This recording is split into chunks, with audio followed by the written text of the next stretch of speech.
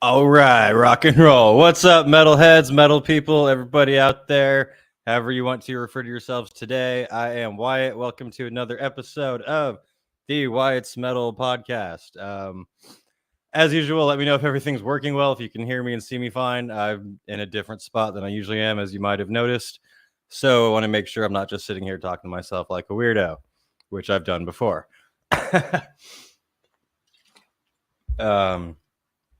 What's up, Ricardo? How you doing, man? Let some people trickle in here. Thank you all for tuning in right now. I know I'm a little bit off my regular timing, and channel's been a little bit quieter in the last few weeks than I would have intended. Definitely not for no reason. I haven't been doing nothing. I've been actually quite fucking busy behind the scenes. But where should I start with? So I have been intending on uploading a video. I've been working on it nonstop. I've mentioned before, it's going to be on the history of heavy metal. It's covering everything from Black Sabbath starting in the 1960s all the way up to Lorna Shore and pretty much everything in between. It's going to be, I hope, a great video, but it is also my longest video I've done and my most detailed one. So it's been taking me quite a bit of time to get done. I want to make sure it's good and not just some rushed out piece of shit, which it probably will be anyway.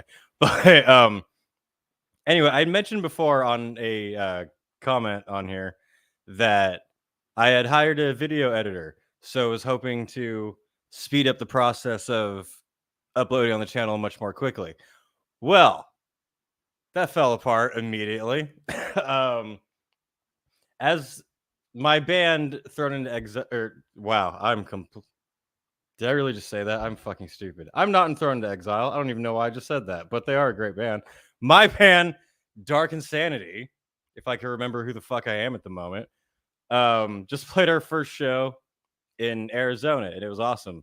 And while I went out there, I had sent all the contents of the video to who was going to be my editor to have them finish it while I was out there.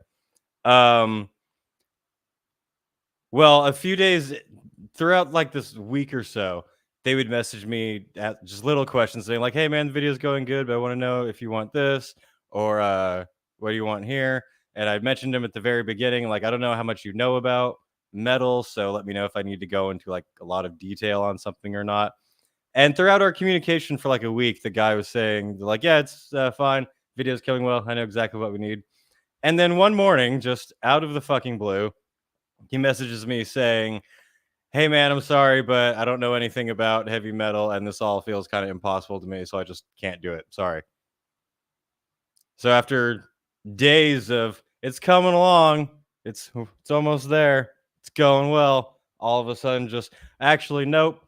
So not only did I lose the time where I thought that he was working on the video, but now I have to do all the work myself. So that's all of the accumulated reasons, other than I'm just trying my best here why it's not uploaded. But someone commented, how long is the video currently? The video is going to be 37 minutes long, which I don't think is terrible. I've tried to trim it down as much as possible, but it is longer than I've done on this channel so far, but probably the longest one I ever will do on the channel too.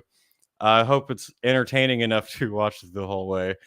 But it's coming along. It will be up in the next few days.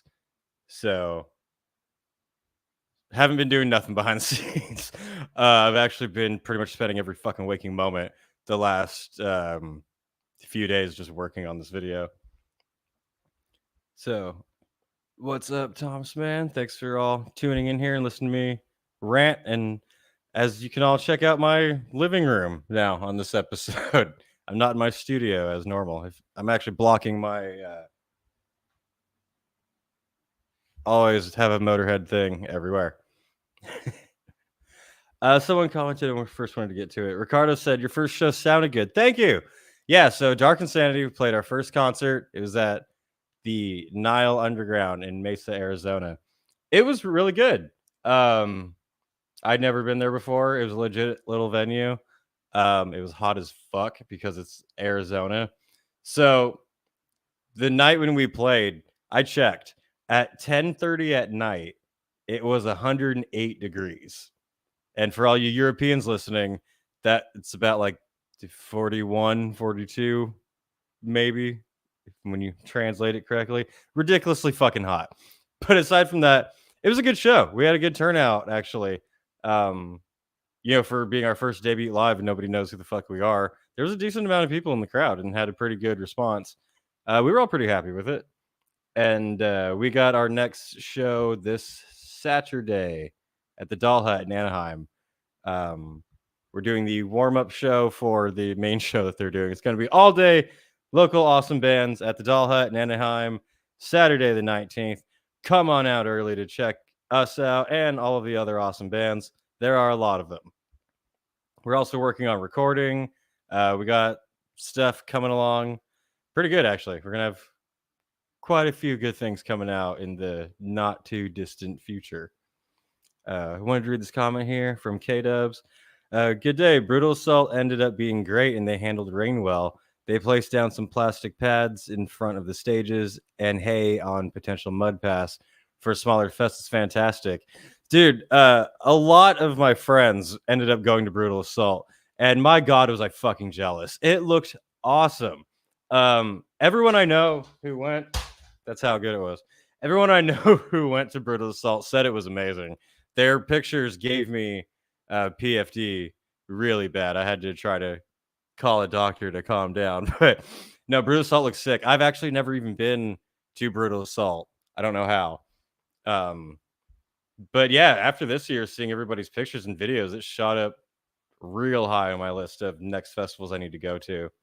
It looked like a nice size too, because as most people know, things like Vakken and Hellfest are just so goddamn big, it's hard to even walk around.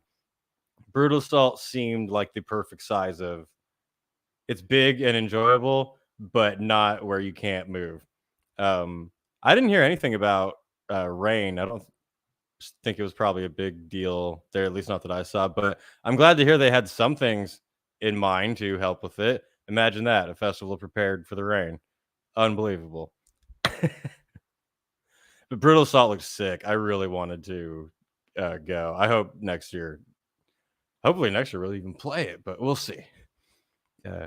Alicia, good morning. Thanks for coming in here. Hey, sup, man? Thanks for joining the chat, the live stream here. I'm just updating everybody on why it's been fucking quiet as shit on my channel.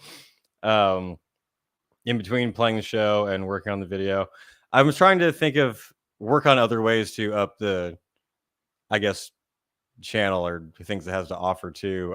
I'm setting up a Facebook for it to try to keep, I guess, post updated. I'm gonna do a Twitter for it too. I actually did already set up a Twitter for Wyatt's Metal. I don't think I've posted anything on it yet. It's still being built, but it's there if you have Twitter and want to follow it and get a head start. And then besides that, once I get my history of metal video done and up, which I can't wait for, I definitely want to look into recruiting an editor who will actually do the job they're hired for and speed up this process, because if it takes so long to get some of these videos done, not all of them, but so depending on how much detail it is. And yeah, it's, if I could have someone doing half the work, could speed up the process while still keeping the content good, because I don't want to just crank out a bunch of garbage passable content. Thomas says smaller metal fests are great, less bands, but you can see way more. Yeah, that's kind of how I felt at Milwaukee Metal Fest this year. It was smaller in terms of, these massive open air things, but it was pretty nice to not be so exhausted and strained every single moment trying to run around and trying to go down on trying to get everything done. Lucas says Brutal Assault was great. It was raining for 5 hours the first day and it was pretty slippery, but it took the organizers only about 2 hours to put those plastic pads down. That's awesome. Glad to hear that they were so on top of it too. The layout there just looks sick too. It's an old like military base. It looks all kind of castle looking and shit. I think next year, I mentioned before, the festivals I really want to try to do next year are going to be Maryland Death Fest and Brutal Assault and Tulminator, obviously. Hey, Sapphire, do you plan on releasing this in your last podcast on Spotify? Yeah, I actually don't know why the last episode didn't go up. I like clicked to upload it and then went to play my show and it never uploaded. But I can definitely get that up there and this one pretty much immediately as soon as I'm done here. Uh, Cub says it barely rained, but seeing from what happened on Vakken, they set up special measures for that. Like they shipped in haystacks or padding like a week before just to make sure. Yeah, hopefully Vakken and even Metal Days this year was a warning, a lesson to every festival. That rain fucking sucks. um, it's been an interesting festival season, I guess we could say. Seemed like a quick one too for me. Alicia says, went to my first major fest earlier this month, Beyond the Gates in Norway. Cool. It was sick as hell. Wanted to hit Brutal Assault too right after, but couldn't make it work next year for sure. Beyond the Gates is awesome, or it looks awesome. I haven't been yet.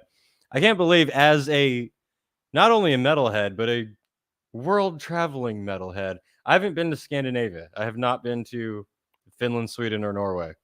And I definitely lose legit metal points for that. What's up, Juan? Thanks for joining in on here. Yeah, so from what I've seen from people, Brutal Assault looked fucking sick. For the other festivals this year, it looked like Bloodstock either is Bloodstock happening right now or did it just happen? But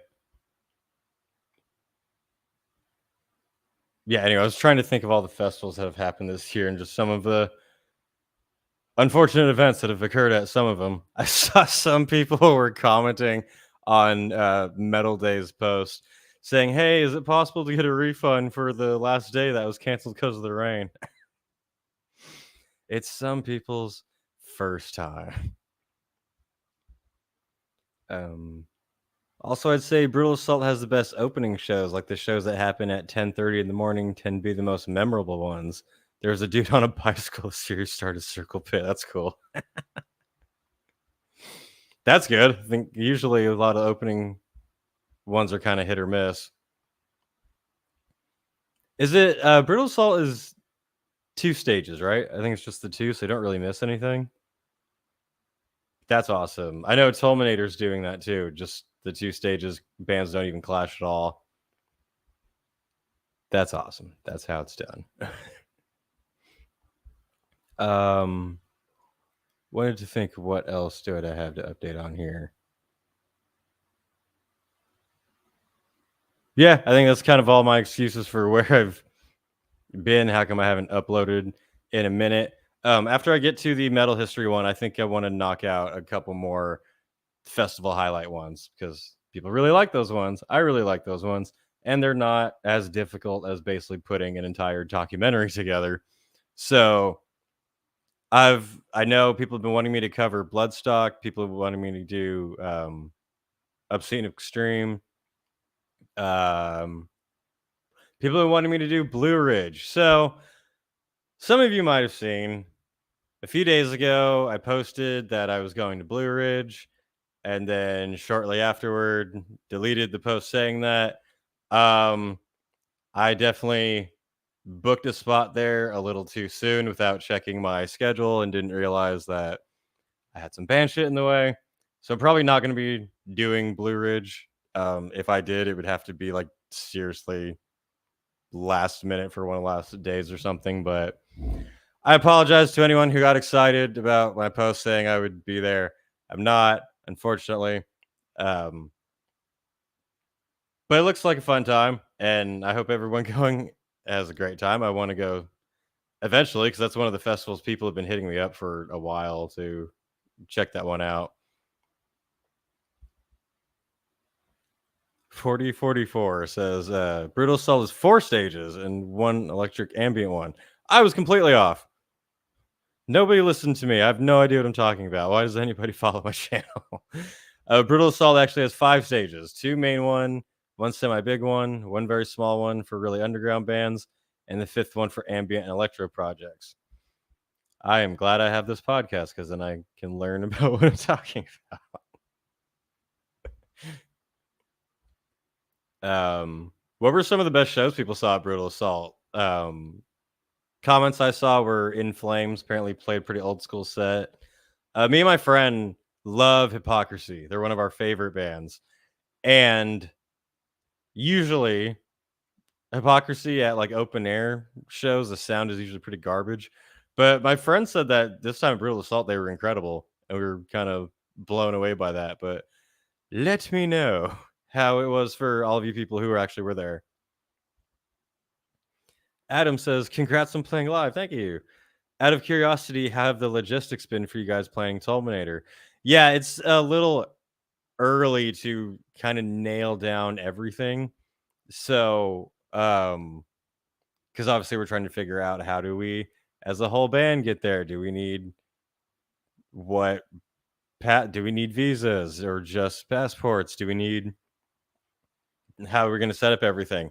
Um, Tulminator has been really, really helpful and friendly, trying to work with us and help us kind of figure out how to do things. Um, we want to try to do either a couple more shows out there at the same time, either also small festivals or other like shows in Slovenia or Italy or that kind of region. Um, Hopefully we could try to get those figured out pretty soon.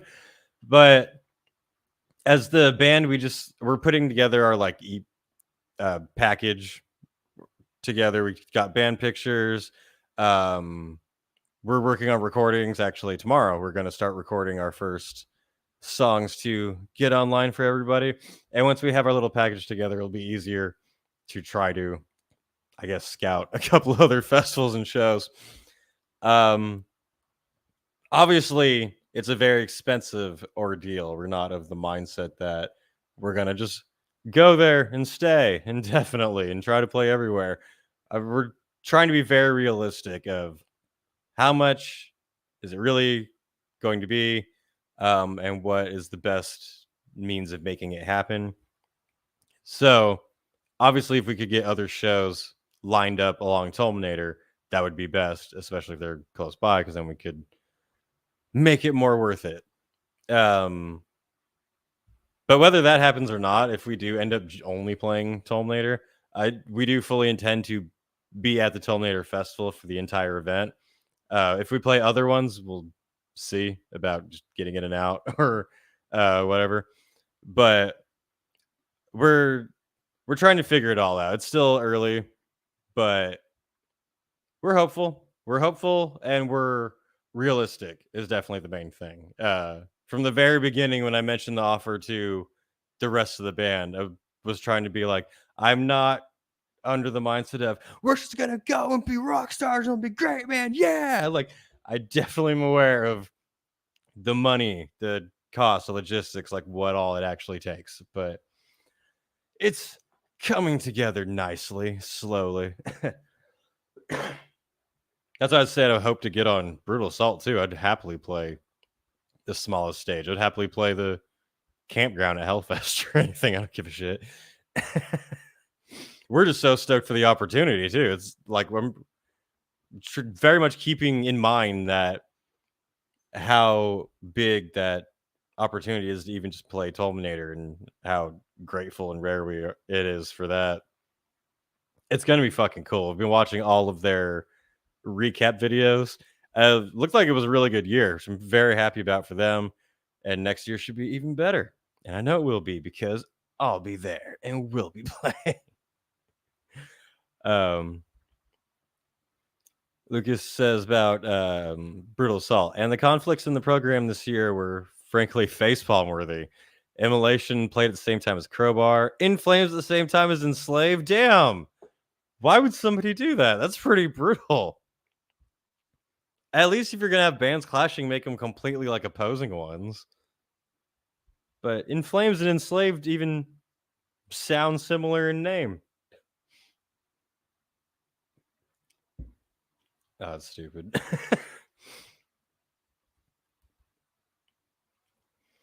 But hey, beside from the conflicts is kind of like, what are you gonna do about it, especially with that many stages?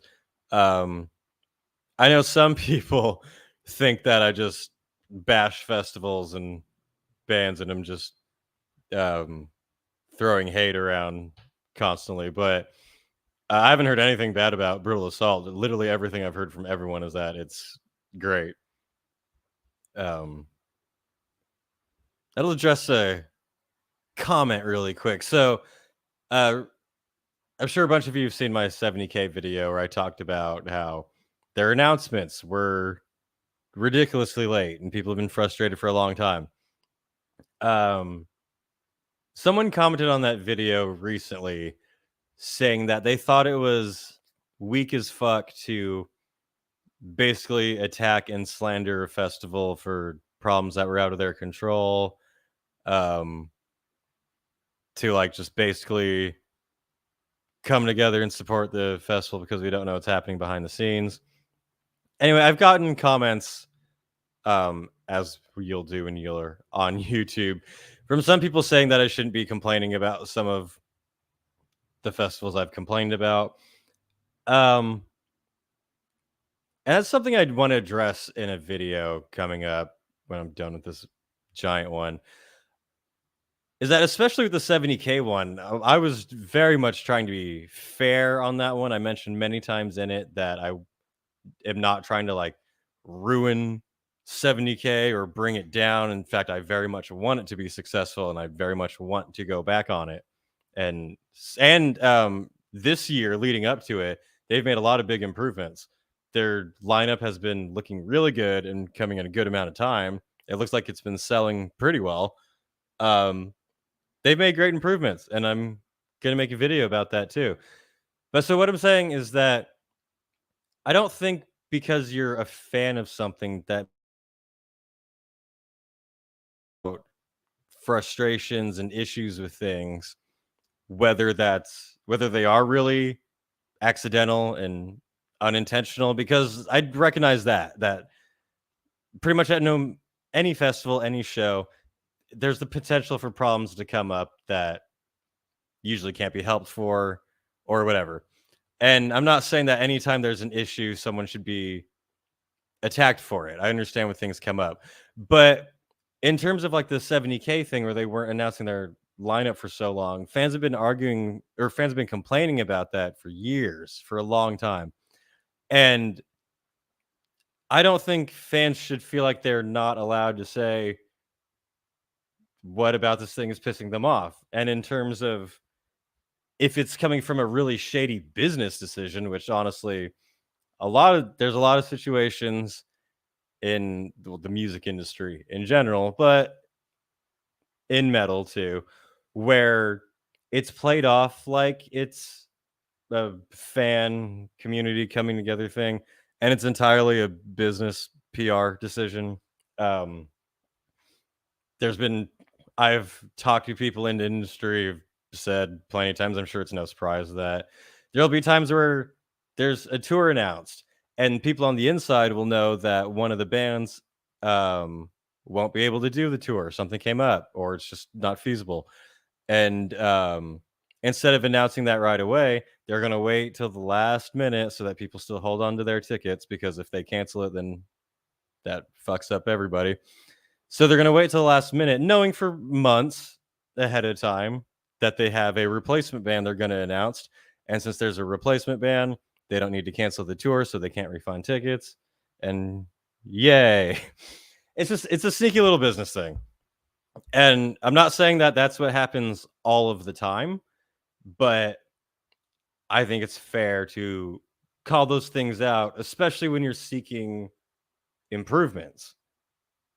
Because, yeah, with my 70K video, I say so many times that I want it to get better. I'm not trying to be like, fuck 70K, boycott it, don't go. I've never said that. Um, things in entertainment, music, festivals, everything, there can't be improvements if people don't speak out about the things that need to be improved on. Um, that's just my take on it. Like the only example that I can think of where I'm obviously like hammering on bashing someone is my Metal Days content, and that is rightfully so. Because that one I feel like is very much warranted, even though I still try to be somewhat fair and level-headed. Basically, when I'm when I've complained about the rain at Vakken or with 70K or with anything, I'm never coming from the mindset of I want to destroy them because they're shit and just it's more so I want it to work in the best interest for the fans, the artists, and also the business too. Oftentimes the business is put ahead and doesn't care about the other ones and those fall apart. Another great example I have um is this one happened a lot in the last year or so roughly. Um so everybody knows that the prices for touring have gone up exponentially. Pretty much no band is making money on the road from Sabaton, uh, your favorite local band, Cannibal Corpse. Everybody is struggling right now. They might be doing okay because of like other things they have, but in terms of like touring on the road, people are not making shit. Tour buses are more expensive than ever. Um, anyway, in the last like year, 8 months or so, a lot of bands were suddenly canceling tours, and they'd be like, "We regret to inform you that this tour has been canceled a month before it's supposed to happen because of a sickness or a family issue. We apologize." Blah blah blah. And then a bunch of people comment like, "Oh my god, I hope you're okay. I hope you get better." And it's just because a lot of them were just because of the cost of touring and that it wasn't feasibly worth it. I know of two bands specifically that did that. One of them I will. One of them was Misfits because the Misfits were gonna do a New Year's Eve show in Las Vegas. I think this was last year, and I saw when it got announced, ticket prices were fucking ridiculous. It was like I think it was $200 for like nosebleed, like shit tickets for Misfits. Um, I didn't think it would sell well at all, and I remember checking periodically to see how many tickets were still available, and there was always a lot.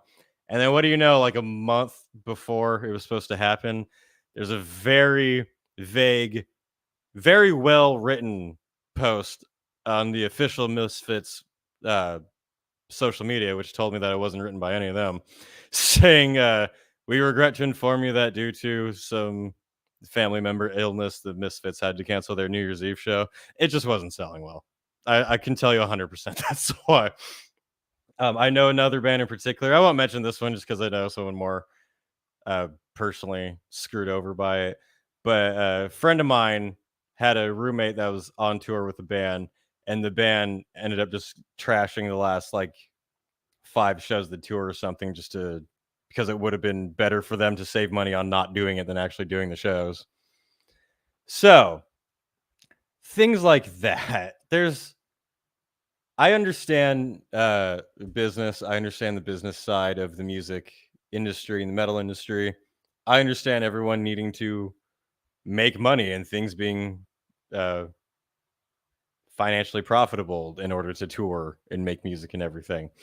At the same time, I just don't like it when genuine fans are screwed over, and it's kind of either they're directly screwed over by an asshole like Metal Days, or they're just they're kind of ignored. They're kind of just washed over, which is how I feel about the Vakken situation with when they turned away 35,000 people or however many. This is such a weird situation. Um, Especially the comment sections on Vakken's posts. Comment sections are a terrible place. You should never go there.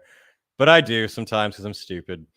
And there's people posting saying that I'll never support Vakken again because they turned me away after traveling across the world. And there's people saying, well, what the fuck did you want him to do for the people who were there? Just like, don't be selfish. The people who were there had a great time. And that's why it's kind of a weird situation because I absolutely think that the 35,000 people who were told to go home should be allowed to say how fucking pissed off they were and how much bullshit that was, because that's total bullshit. I also understand that it was a very kind of complex issue, and um like I can't say it doesn't seem like, you can't be like fucking caused the rain so they could turn away those people. That was their plan. But I I just don't like the thought that people with good intentions who basically went there honestly, like the people who were following all of Auction's instructions, get screwed over and are not allowed to basically say what happened or how they felt about it. And that's really the goal with this channel, is that I want to give my honest opinions on metal festivals, metal topics that I cover on it. And I never have the thought of like I want to rip this thing down because it will be funny, or I'm going to praise this thing just because it's the thing. It's very important for me to be honest in everything that I talk about. Which is, if I go to a festival and it's really shitty, but there's something good about it, I'm going to highlight the good thing. And if I go to a festival that, or something about metal that everybody is praising, but I know there's a lot of like bullshit covering up behind the scenes, I think it's only fair to talk about that. Um, but at the same time, I'm not trying to bait rage clicks. I'm not trying to be like, I'm going to shit on this popular thing so my channel will get big. There's plenty of that going on right now. I'm going to read this comment. Hello there. Seems like the issue with the ticket price in US is directly caused by the monopoly of Ticketmaster and territory. Yes, that's 1000% what it is. It's the monopoly of Ticketmaster, Live Nation. These fucking evil companies have completely fucked the entire live music industry, and not just metal, everyone. Um, I've mentioned here plenty of times. Definitely going to make a video on it. Ticket prices for concerts are more expensive than ever, but the artists are making less money than ever. The artists are struggling more when their ticket prices are cost the most that they ever have. So there's obviously a huge fucking problem there. It'd be one thing if, I don't know, I'm trying to think of a good example. It'd be one thing if Sabaton tickets were $100 and they had their own private Sabaton tank that they toured in and they just rolled over people's houses. Then you could at least support it because it would be cool. But when it's just going to a greedy fucking corporation that has nothing to do with the art, that's what bothers me. And now I'm going into a whole rant. So now the podcast will actually get entertaining. That's what fucking pisses me off about all of the entertainment industry, because it's very much prominent in films too. To not go too much into it, but I have quite a bit of a background in the film industry and entertainment industry here in LA too. So I see both of these sides of things. And but sticking to live music and Ticketmaster, these people are ripping off the artists, they're ripping off the fans, and then they kind of pit them against each other and they keep laughing with all the money they get to take away while they provide nothing. These executives don't, they, in fact, at this point with the monopoly that they have, they basically just decide where you can't play, because they want to, they own every single fucking venue that's like, well, if you won't work with us, then you can't play at all of our places where we're just gonna strangle you anyway. It's it's a weird situation. I think the current Hollywood strike kind of mirrors a lot of what could potentially come to happen with the music industry too. Hopefully that entirely collapses. But, I don't know how live music will get better for anyone until these monopolies are destroyed. And we need, I feel like that takes more big artists, and not big like Cannibal Corpse. I mean, big like Taylor Swift, big like Beyonce, someone telling them to go fuck themselves and setting up their own, either their own venues, their own booking companies, however what you want to do. But they need to do it some way where they're like, no, we control our shows to where the money goes to, like, we decide what portion goes to where. I think that's a big important things that bands are going to have to start doing now. And I know it's so impossible with this giant fucking juggernaut monopoly, but it's got to get really DIY status again, where um someone big who can pull an audience who won't destroy the place that they go to can play a show. We'll just be like, we're playing a show in this area that we set up. Ticketmaster has nothing to do with it. And there you go. A band that I really fucking love who's doing their own smaller version on that is a band called Hemorrhage. They tour in their own little short bus that they've modified to be a stage.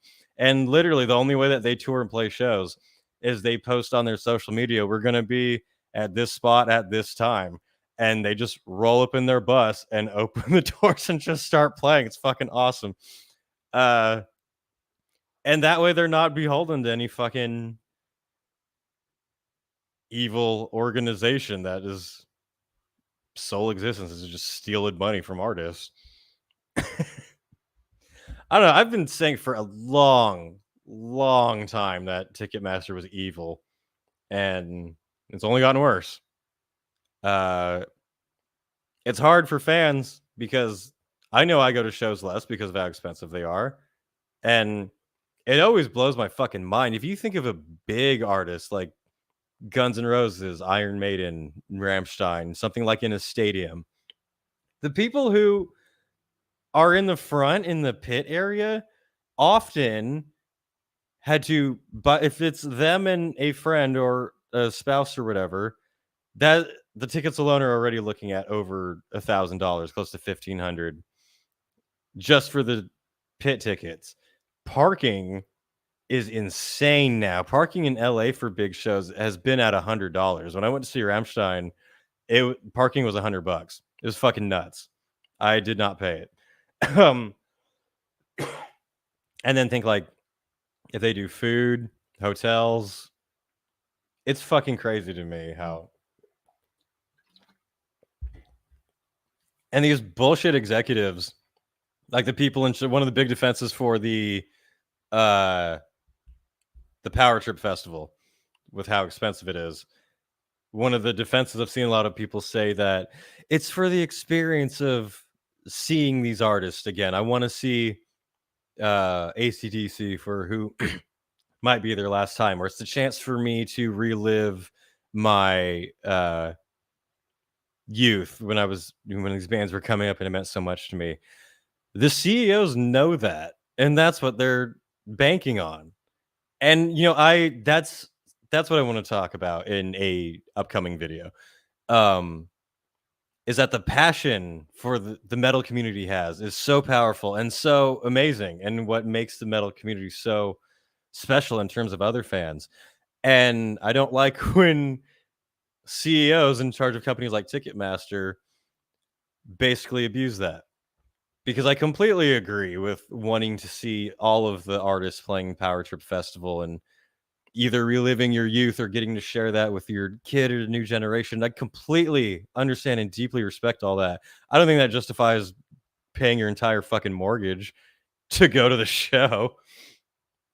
Anyway, sorry for this little rant I just went on, but it's been rattling around my brain for one of my next videos of how fucking monopolized the music industry is, and not to literally anybody's benefit. But let me get to some of these comments really quick. Issue with those monopolies, as long as people will buy the tickets at these prices and big artists continue to agree to play these motherfucking games, will not change because it brings money. Exactly. That's the thing. And that's the hard part. That's where they trick people. And, I'm never going to point to someone and go, you spending $5,000 to go see AC/DC is the problem. Like, no. But the people taking advantage of that and making that system in the first place are the problem. I want all the people who should get rich to get rich off of their art, basically.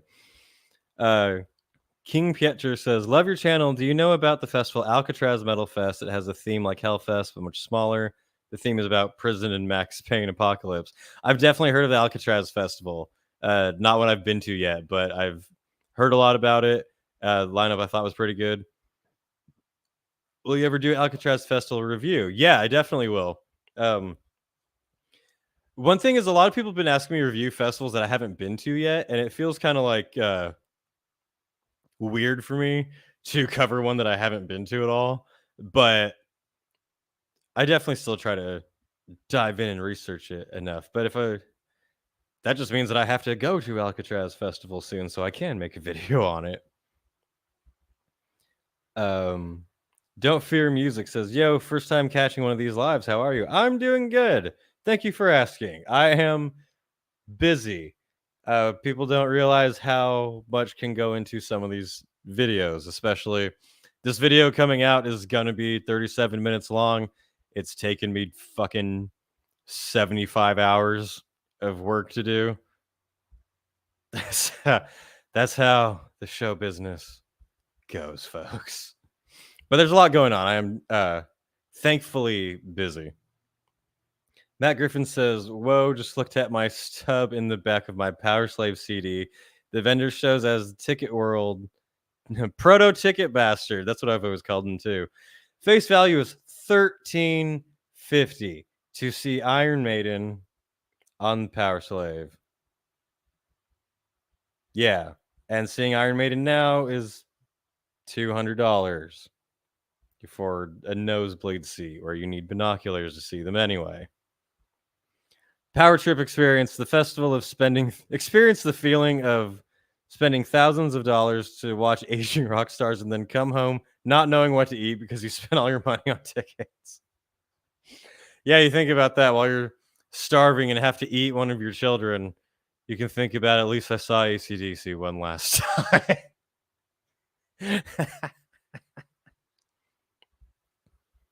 Yeah, it's not cool.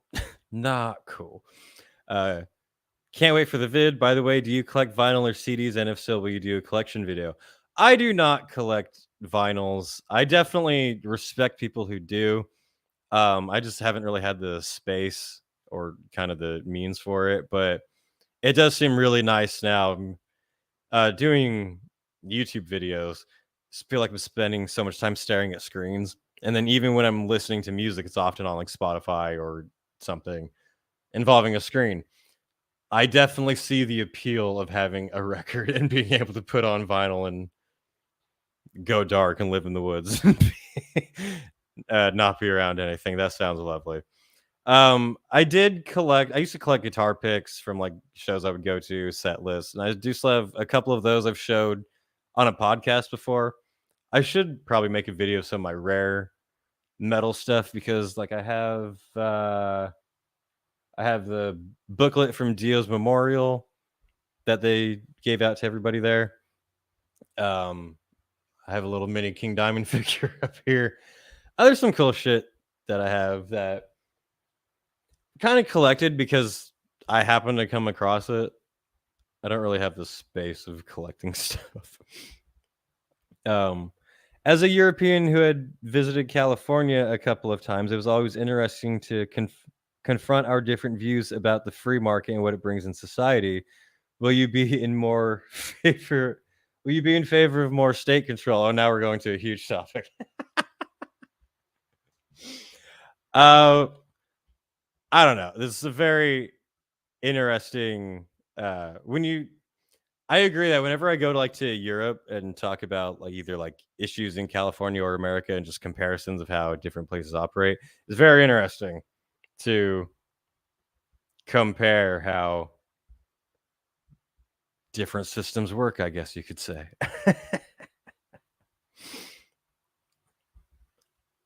Alicia says, "Love small venue shows, also boo to assigned seatings," right? So lame. Every show should be general admission. All of them.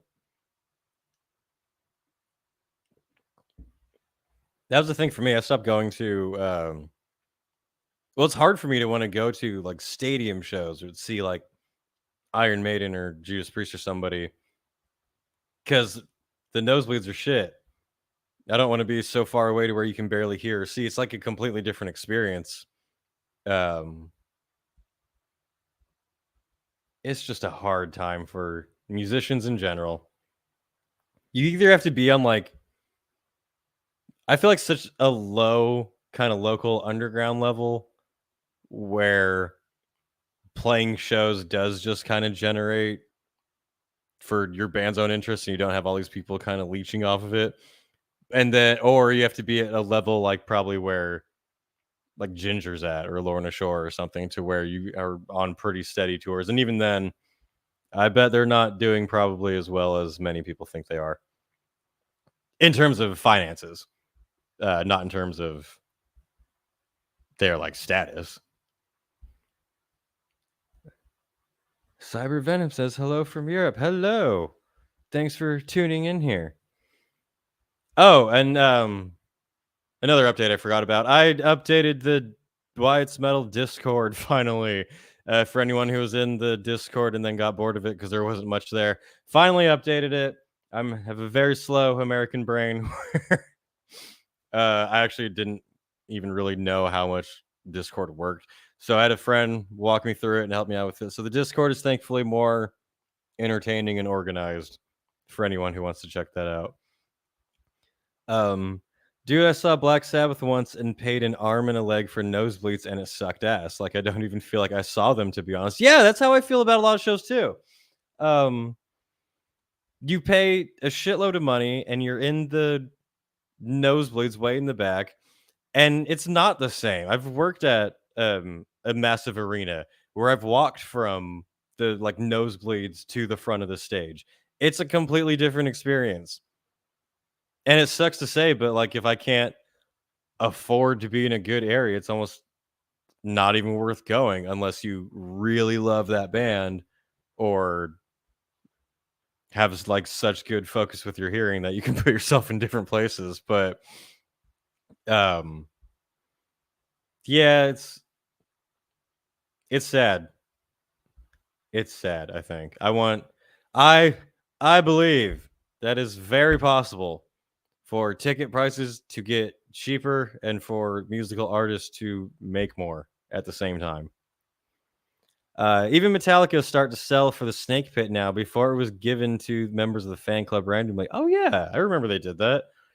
Um, I'm so curious about how that Snake Pit Metallica setup is. I had a friend of mine went and saw them recently, and he said that he loved it. He was down kind of on the, not in the Snake Pit on the floor area.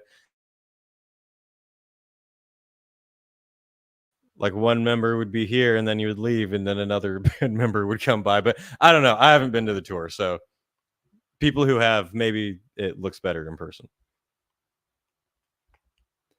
Matt says festivals and big venues are overrated. They're starting to get there. At least I'm starting to agree with that take. I would say.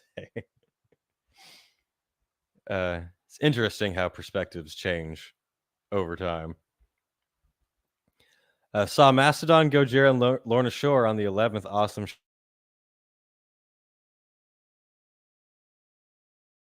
Working at an arena here, so I actually worked that show. I got paid to be there.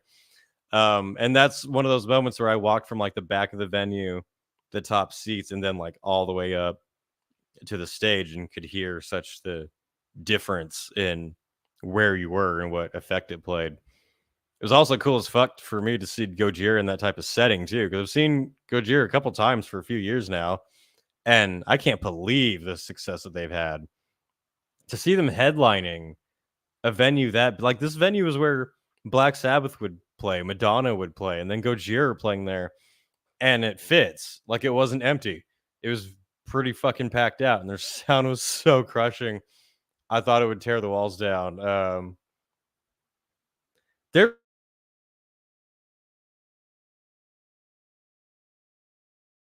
seeing bands like that rise, so on the rise now. Gojira, Behemoth, Ginger. It's cool. There was a time when I was growing up where I couldn't really see bands like a Monomarth or Gojira headlining big ass venues on their own like that. So that's good. It would be very interesting to like talk with Gojira or someone on their team about how their tours are going behind the scenes in terms of like finances and logistics and stuff. Because maybe they're like just at that level of where they're kind of broke through right on time, but I don't know. That'd be cool. um, what else is there? And he says, "Faves no black metal bands." Um, and if you're asking for favorite black metal bands, I think that's what you're asking. I've always loved Dark Funeral. I feel like they've been consistently solid. Uh, Mayhem for like the earlier stuff always still rings a deep chord with me, but I'd say their later albums weren't haven't really done it for me, at least not in recent years. Who the fuck else? Immortal's still good. I think Immortal's new albums are still awesome. I love Abbott, but I think Immortal's 2 albums without them or without him are still very fucking solid. It's interesting. I've been going back through the history of a lot of these metal bands and a lot of the old footage for this video I'm doing. So I'm pulling up like Immortal from the early 90s when they first started and Mayhem like playing in their shed and everything. It's really interesting to look at the history of metal from I guess my kind of like older perspective now in a way cuz I mentioned that in the video growing up we were all had the like mythos of black metal were really these like demons from hell who just killed people for fun every day and it's funny to look at it now with more seasoned eyes, I guess you could say. Um, that's kind of really, I guess, everything that I have to cover for this week. Just to let everybody know that I'm still here and there's still a lot going on with the channel behind the scenes. Uh, and I intend for a lot more to come up really soon.